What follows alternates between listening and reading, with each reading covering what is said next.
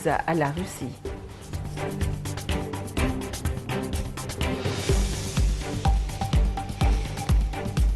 À la une donc, de l'actualité, c'est le président égyptien Fattah Sisi qui a effectué aujourd'hui une visite au siège de l'Académie de police où il a été accueilli par le ministre de l'Intérieur Mahmoud Tawfiq et un nombre de dirigeants de l'Académie. Tout de suite, un commentaire. Le président Abdel Fattah el-Sisi a effectué à l'aube une visite au siège de l'Académie de police où il a été accueilli par le ministre de l'Intérieur Mahmoud Tawfiq et nombre de dirigeants de l'Académie. La visite du président à l'Académie de police s'inscrit dans le cadre de son souci de suivre le système d'entraînement des étudiants. Dans une allocution de circonstance, M. Sisi a félicité les étudiants d'avoir rejoint l'Académie et d'avoir l'honneur de rejoindre les forces de police qui tiennent à protéger la sécurité de la patrie et du citoyen. Le président s'est informé du système électronique d'évaluation des étudiants dans divers domaines, à travers lequel un suivi périodique et une évaluation continue du niveau des étudiants de l'Académie sont effectués. Un dialogue ouvert a eu lieu entre le président Sisi et les étudiants sur les questions et les développements les plus importants sur la scène intérieure et les efforts de l'État au niveau de la République à travers une série de grands projets nationaux ainsi que les crises au niveau international et leurs répercussions sur l'économie égyptienne et les efforts de l'État pour contenir ces répercussions.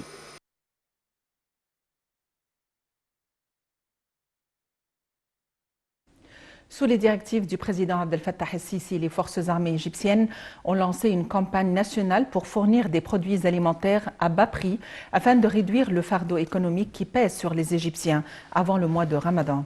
Les produits alimentaires sont disponibles à l'achat dans 1200 points de vente mobile. Les forces armées ont distribué 1,5 million de boîtes alimentaires sur le marché avec une remise pouvant atteindre 60% dans le cadre de leurs efforts continus pour fournir des produits alimentaires de base à des prix raisonnables afin de répondre aux besoins du peuple égyptien.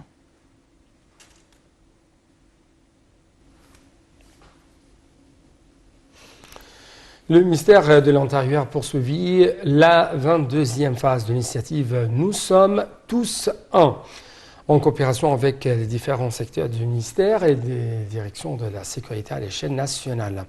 L'initiative qui a été lancée à l'occasion du mois de jeûne de Ramadan propose de produits de haute qualité avec une remise de 60% par rapport à leurs homologues sur les marchés. Les points de vente où les produits seront disponibles comprennent les succursales d'un certain nombre de chaînes de supermarchés. Les gendarmes ont tenu à être présents au bord des points de vente pour faciliter l'accès des citoyens à leurs besoins.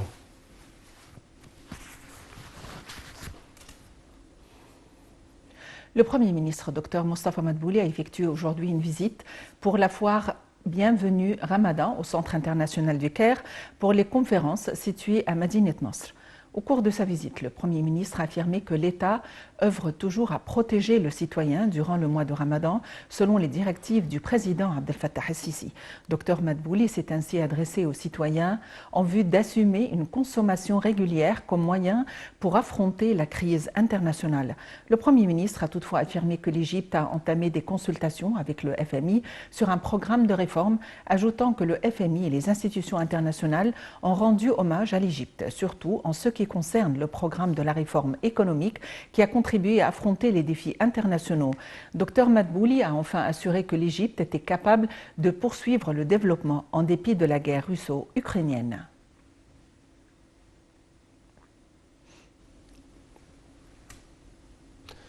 Le porte-parole du Conseil des ministres, l'ambassadeur Nader Saad, a déclaré qu'à la lumière des derniers développements, l'Égypte avait demandé au Fonds monétaire international, le FMI, d'entamer des consultations concernant un nouveau programme qui pourrait inclure un financement supplémentaire.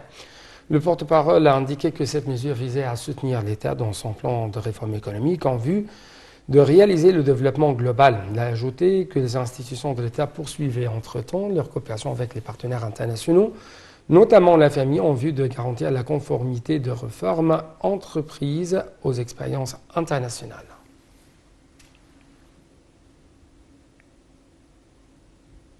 L'OTAN va fournir à l'Ukraine des équipements de protection contre les menaces chimiques, biologiques et nucléaires et va protéger